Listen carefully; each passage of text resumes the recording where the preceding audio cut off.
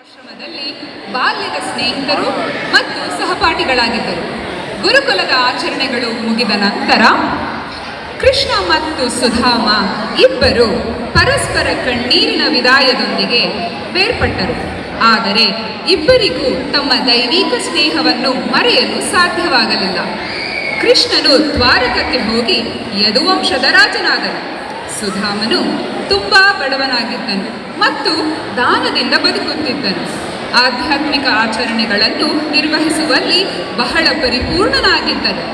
ಸುಧಾಮನು ತನ್ನ ಹೆಂಡತಿ ಸುಶೀಲಾ ಮತ್ತು ಮಕ್ಕಳೊಂದಿಗೆ ಒಂದು ಸಣ್ಣ ಗುಡಿಸಿಲಿನಲ್ಲಿ ವಾಸಿಸುತ್ತಿದ್ದನು.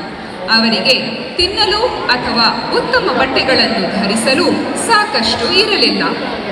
ಸ್ವಾಮಿ, ಕಳೆದ 2 ದಿನಗಳಿಂದ ನಾವು ಏನನ್ನೂ ತಿನ್ನಲಿಲ್ಲ. ನಮ್ಮ ಮಕ್ಕಳು ತುಂಬಾ ಹಸಿದಿದ್ದಾರೆ. ದಯವಿಟ್ಟು ಏನಾದರೂ ಮಾಡಿ. ನಾನೇನು ಮಾಡಿದ್ದೆ ಸುಶೀಲಾ? ನಾನು ತುಂಬ ನೋವಿನಲ್ಲಿದ್ದೇನೆ. ನನಗೆ ಅರ್ಥವಾಗುತ್ತದೆ, ಆದರೆ ನಾನು ಅಸಹಾಯಕನಾಗಿದ್ದೇನೆ. ಸ್ವಾಮಿ, ಸಂಪತ್ತಿನ ದೇವತೆಯಾದ ಲಕ್ಷ್ಮೀ ದೇವಿಯ ಅಧಿಪತಿಯಾದ ಶ್ರೀಕೃಷ್ಣ ನಿಮ್ಮ ಬಾಲ್ಯದ ಆತ್ಮೀಯ ಸ್ನೇಹಿತ ಎಂದು ನೀವು ನನಗೆ ಹೇಳಿದ್ದೀರಿ. ನೀವು ಅವರಿಂದ ಸ್ವಲ್ಪ ಸಹಾಯವನ್ನು ಏಕೆ ಕೇಳಬಾರದು? ಅವರು ತಮ್ಮ ಭಕ್ತರಿಗೆ ಸಹಾಯ ಮಾಡಲು ಸಿದ್ಧರಿರುತ್ತಾರೆ. ಅವರು ನಮ್ಮ ಏಕೈಕ ಆಶ್ರಯ. ದಯವಿಟ್ಟು ಅವರ ಒಳಗೆ ಹೋಗಿ. ಭಗವಂತ ಕೃಷ್ಣ ನಮ್ಮ ಸಮಸ್ಯೆಯನ್ನು ಅರ್ಥ ಮಾಡಿಕೊಳ್ಳುತ್ತಾರೆ ಮತ್ತು ನಮಗೆ ಸಹಾಯ ಮಾಡುತ್ತಾರೆ. ಕೃಷ್ಣನು ಇವಾಗ ದ್ವಾರಕದ ರಾಜ. ಅವನು ನನ್ನನ್ನು ಮರೆತಿಲ್ಲ ಎಂದು ನಾನು ಭಾವಿಸುತ್ತೇನೆ. ನಾನು ಹೋಗಿ ಅವರನ್ನು ಭೇಟಿಯಾಗುತ್ತೇನೆ. ಕೃಷ್ಣನನ್ನು ನೋಡಿದಂತಾಗುತ್ತದೆ. ಅವನಿಗೆ ನೀಡಲು ಏನಾದರೂ ಕೊಡು. ನಮ್ಮಲ್ಲಿ ಏನೂ ಇಲ್ಲ. ನಮ್ಮ ನೆರೆಹೊರೆಯವರಿಂದ ಸ್ವಲ್ಪ ಅವಲಕ್ಕಿಯನ್ನು ಕೇಳಿ ತಂದಿದ್ದೇನೆ. ಭಗವಂತ ಕೃಷ್ಣ ಇದನ್ನು ತುಂಬಾ ಇಷ್ಟಪಡುತ್ತಾರೆ ಎಂದು ನಾನು ಭಾವಿಸುತ್ತೇನೆ. ದಯವಿಟ್ಟು ಇದನ್ನು ನಿಮ್ಮ ಸ್ನೇಹಿತರ ಒಳಗೆ ಕೊಂಡೊಯ್ಯಿ.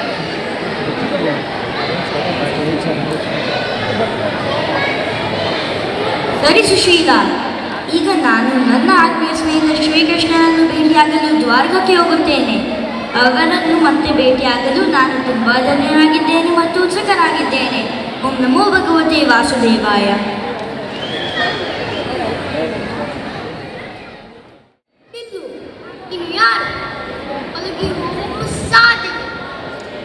ನಾನು ಸುಧಾಮ, ಶ್ರೀಕೃಷ್ಣನ ಸ್ನೇಹಿತ.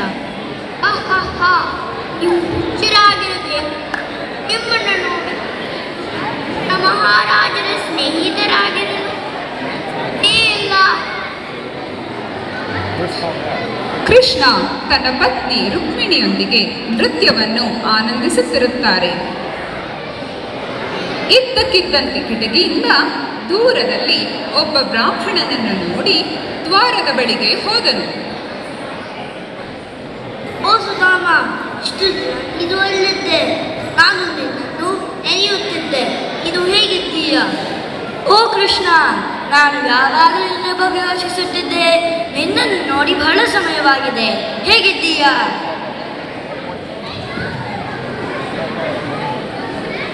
ಒಳಗೆ ಬಾ. ನೀನು ನನ್ನ ಗೌರವಾನ್ವಿತ ಅತಿಥಿ. ದಯವಿಟ್ಟು ಕುಳಿತುಕೋ.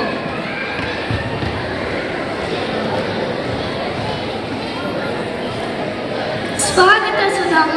ಕೃಷ್ಣ ಎಷ್ಟು ಸಂತೋಷವಾಗಿರೋದನ್ನು ನಾನು ಹಿಂದನ್ನು ನೋಡಿಲ್ಲ. ಅವರು ನಮ್ಮ ಬಗ್ಗೆ ಯಾವಾಗಲೂ ಮಾತನಾಡುತ್ತಾರೆ.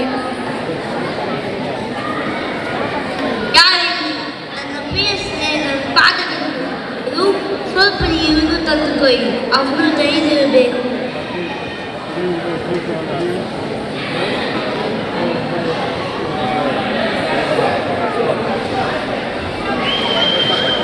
ಕೃಷ್ಣ ಮತ್ತು ರುಕ್ಮಿಣಿ ಬಹಳ ಭಕ್ತಿ ಮತ್ತು ಪ್ರೀತಿಯಿಂದ ಸುಧಾಮನ ಪಾದಗಳನ್ನು ತೊಳೆದರು. ರುಕ್ಮಿಣಿ ಸುಧಾಮನಿಗೆ ತಿನ್ನಲು ವಿವಿಧ ರೀತಿಯ ಆಹಾರವನ್ನು ನೀಡಿದರು. ಸುಧಾಮನನ್ನು ತಾಜಾಗೊಳಿಸಲು ಗಾಳಿಯನ್ನೂ ಬೀಸಿದರು.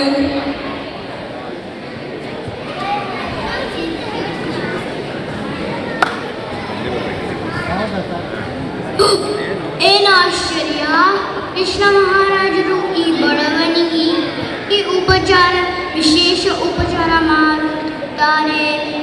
ಓ ಸಾಮಾನ್ಯ ವ್ಯಕ್ತಿಯಲ್ಲ, ಮಹಾಪುಣ್ಯವಂತ.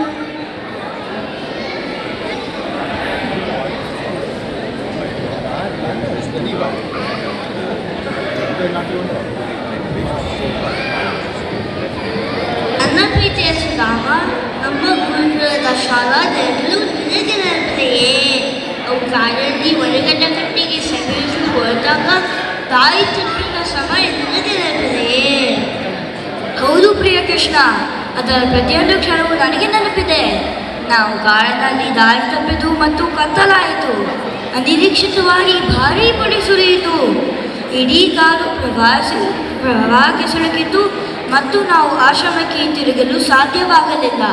ಮರುದಿನ ಬೆಳಗ್ಗೆ ಗುರುಗಳು ನಮ್ಮ ಪರಿಸ್ಥಿತಿಯನ್ನು ಗಮನಿಸಿ ನಮ್ಮನ್ನು ಹುಡುಕಿದರು.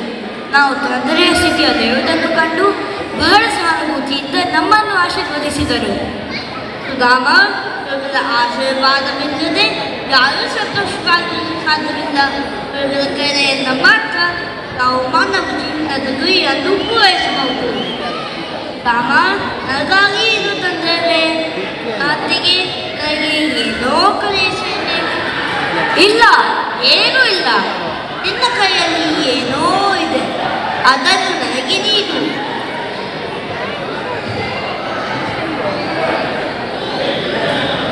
ಆಹಾ, ನೀನು ನನಗೆ ಅವಳಿಗೆ ತಂದೀಯಾ? ಅವಳಿಗೆ ನನಗೆ ಇಷ್ಟ ಎಂದು ನನಗೆ ನೆನಪಿದೆಯೇ? ಓ, ಇದು ತುಂಬಾ ರುಚಿಯಾಗಿದೆ. ಇನ್ನು ಮಹಾಸ್ವಾಮಿ, ನೀವು ನಿಮ್ಮ ಭಕ್ತರಿಗೆ ನಿಜವಾಗಿಯೂ ದಯ ತೋರಿಸಿದ್ದು ನನಗೆ ತಿಳಿದಿದೆ. ಆದರೆ ದಯವಿಟ್ಟು ಎಲ್ಲವನ್ನು ತಿನ್ನಬೇಡಿ, ಏಕೆಂದರೆ ಹೊಟ್ಟೆಗೆ ಒಳ್ಳೆಯದಲ್ಲ. ನಾಳೆಗಾಗಿ ಏನನ್ನಾದರೂ ಇಟ್ಟುಕೊಳ್ಳಿ. ರುಕ್ಮಿಣಿ ಕೃಷ್ಣನ ಕೈಯನ್ನು ಹಿಡಿದುಕೊಂಡು ಅವನ ಕಿವಿಯಲ್ಲಿ ಪಿಸುಗುಟ್ಟಿದಳು. ದಯವಿಟ್ಟು ಮೂಡುತ್ತಿದ್ದ, ಏಕೆಂದರೆ ಈಗಾಗಲೇ ಸ್ವರ್ಗಲೋಕ ಮತ್ತು ಭೂಲೋಕದ ಸಂಪತ್ತನ್ನು ಸ್ವಾಮಿನಿಗೆ ನೀಡಿ ನಮ್ಮ ವೈಕುಂಠ ಲೋಕವನ್ನು ನೀಡಿ. ದಯವಿಟ್ಟು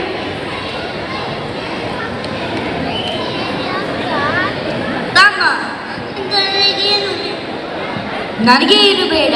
ನನಗೆ ಕೇವಲ ನಿಮ್ಮ ಸ್ನೇಹ ಬೇಕು. ನಿಮ್ಮ ಆತಿಥ್ಯವನ್ನು ನಾನು ಎಂದಿಗೂ ಮರೆಯುವುದಿಲ್ಲ.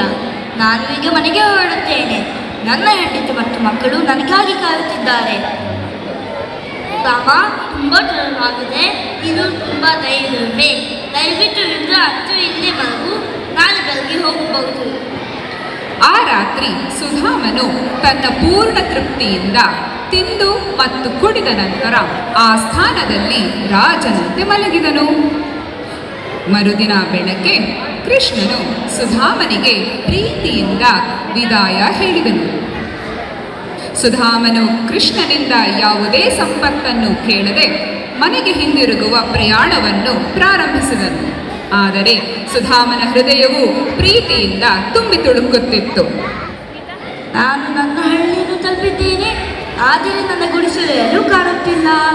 ಇಲ್ಲಿ ಒಂದು ಭವ್ಯವಾದ ವನ ಇದೆ. ಓ, ನಾನು ದಾರಿ ತಪ್ಪಿದ್ದೇನೆ. ಸ್ವಾಮಿ, ಇದನ್ನು ನಮ್ಮ ಮನೆ, ಒಳಗಡೆ ಬನ್ನಿ. ಇದೇನು ಸುಶೀಲ, ನೀವೆಲ್ಲರೂ ಸೊಗಸಾದ ಬಟ್ಟೆಗಳನ್ನು ಧರಿಸಿದ್ದೀರಿ ಮತ್ತು ಸುತ್ತಲೂ ಸಾಕಷ್ಟು ಆಹಾರವೂ ಇದೆ. ಸ್ವಾಮಿ, ಇದೆಲ್ಲವೂ ಶ್ರೀ ಕೃಷ್ಣ ಮಹಿಮೆ. ಅವರು ನಮ್ಮ ಎಲ್ಲ ದುಃಖಗಳನ್ನು ಕೊನೆಗೊಳಿಸಿದ್ದಾರೆ. ನಾವು ಬಡತನದಿಂದ ಮುಕ್ತರಾಗಿದ್ದೇವೆ. ಈಗ ನಾವು ಸಿರಿವಂತರಾಗಿದ್ದೇವೆ.